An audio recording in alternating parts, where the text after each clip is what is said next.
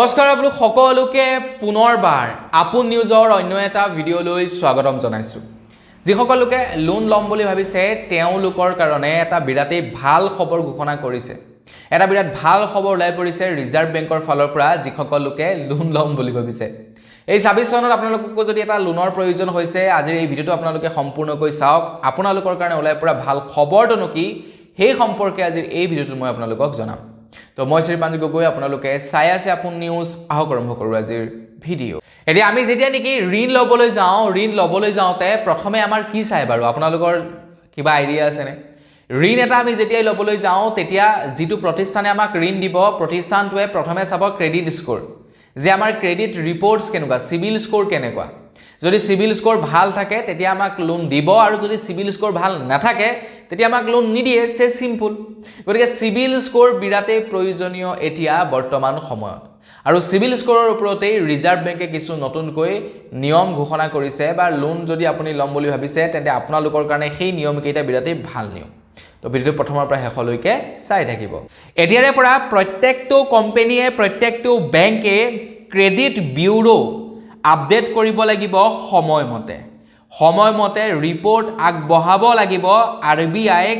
এতিয়া প্ৰত্যেকটো প্ৰতিষ্ঠানে বেংকেই হওক বা বিভিন্ন কোম্পানীয়ে হওক, কোম্পানীসমূহে এতিয়া ক্ৰেডিট ৰিপৰ্টছ RBIক সময়মতে ৰিপৰ্ট দাখিল কৰিব লাগিব, যে কোনজন মানুহৰ কেনেকুৱা চিভিল স্ক'ৰ, কেনেকুৱা তেখেতৰ ট্ৰেক, তেখেতে EMI সময়মতে পৰিশোধ কৰিছে নে নাই কৰা, এই বস্তুটো সময়মতে এতিয়া আপডেট কৰিব লাগিব ৰিজাৰ্ভ বেংকৰ ওচৰত প্ৰত্যেকটো কোম্পানী বা প্ৰত্যেকটো বেংকে। এনে কৰিলে আমাৰ কি লাভ হ'ব? এনে কৰাৰ লগে লগে আমাৰ ক্ৰেডিট ৰিপৰ্ট একদম আপডেট থাকিব। তো আমি যদি ক'ৰবাত ইন ফিউচাৰ লোন এটা ল'বলৈ যাওঁ তেনেহ'লে একদম পূৰা পাক্কা আপডেট থাকিব। এই লোন এটা ক্ল'জ হোৱাৰ লগে লগে আমি লোন এটা আকৌ ল'ব পাৰিম। ক'ৰবাত কি হয় তেওঁলোকে চিভিলত দেখাই ৰাখে, NOC পাবৰ কাৰণে প্ৰায় 90 দিন 30 দিন এনেকুৱা সময় লাগে, কিন্তু এতিয়া সেই চিষ্টেমটো নহ'ব। একদম তুৰন্তে ৰিপৰ্টছ পাই থাকিব মানুহজন কেনেকুৱা, অনলাইনত ডাইৰেক্টলি ৰিপৰ্টছ ওলাব। প্ৰত্যেক বছৰে এতিয়াৰে পৰা ক্ৰেডিট ৰিপৰ্ট বিনামূলীয়াকৈ আগবঢ়াব লাগিব প্ৰত্যেকজন কাষ্টমাৰকে। আপুনি কোনোবা এটা বেংকৰ পৰা ঋণ ল'বলৈ গৈছে বা আপুনি কোনোবা এটা যেনিবা ঋণ লৈছে ছাপ'জ, বা কোনোবা এটা ধৰি লওক ছাপ'জ বেংকৰ পৰা লোন লৈ থৈছে, তো সেই কোম্পানীটোৱে আপোনাক বছৰেকৰ শেষত আপোনাৰ গোটেই বছৰটোৰ ক্ৰেডিট ৰিপৰ্টছটো কেনেকুৱা এইটো বিনামূলীয়াকৈ প্ৰভাইড কৰিব লাগিব। এইটো এতিয়াৰে পৰা কৰাটো বাধ্যতামূলক কৰিছে, মানে ক্ৰেডিট ৰিপৰ্টছ আগবঢ়াবই লাগিব এতিয়া প্ৰত্যেকটো কোম্পানী বা প্ৰত্যেকটো বেংকে আপোনাক বিনামূলীয়াকৈ। এনে কৰাৰ লগে লগে কি হৈ যাব জানেনে? তেওঁলোকে মানে আপোনাৰ ক্ৰেডিট ৰিপৰ্ট সময়মতে আপডেট কৰি থাকিব লাগিব, কাৰণ আপোনাক বছৰৰ শেষত বিনামূলীয়াকৈ আপোনাৰ ক্ৰেডিট ৰিপৰ্টছটো দিব লাগিব আপোনাক PDF-ৰ জৰিয়তে বা যি প্ৰক্ৰিয়াৰে তেওঁলোকে নিদিয়ক কিয়।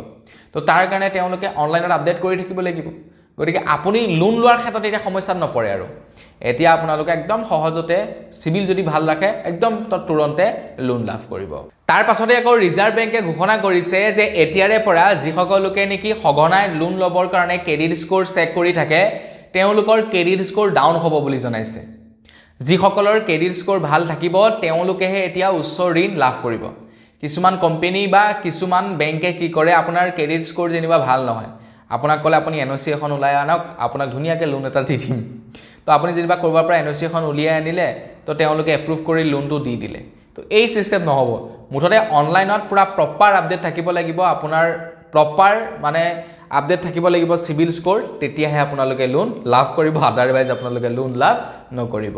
তো যিসকল লোকে নেকি লোন ল'ম বুলি ভাবিছে এই 2026 চনত তেওঁলোকৰ কাৰণে এয়া ক্ৰেডিট স্ক'ৰ বা চিভিল স্ক'ৰৰ ওপৰত ভাল খবৰ ওলাই পৰিছে। তো আজি খবৰকেইটা জানি কেনে পালে কমেণ্ট ছেকশ্যনত জনাব। শৰীৰ বৰ বিশেষ ভাল নহয়, মানে এইটো চাত পূৰা তামাম বিষ হৈ আছে, অলপমান ফ্ৰেকচাৰ নিচিনা হৈছে, মানে অকণমান কিবা এটা দুখ পাইছোঁ, তাৰ কাৰণে খুব বিষাই আছে, তাৰ কাৰণে ভিডিঅ' ভালদৰে প্ৰস্তুত কৰিব পৰা নাই। বাৰু যি কি নহওক আজি ভিডিঅ'ত সকলোকে জনাবলগীয়া খবৰ ইমানকেইটাই আছিলে। খবৰকেইটা জানি কেনে পালে কমেণ্ট ছেকশ্যনত জনাব, অকণমান শ্বেয়াৰ কৰি দিব যিসকলোকে লোন ল'ম বুলি ভাবিছে 26 চনত। তো আজি ভিডিঅ'ত ইমানেই, পুনৰ ভিডিঅ'ত লগ পোৱাৰ আশা ৰাখিলোঁ। বিদায় মাগিছোঁ, ধন্যবাদ, জয় অসম।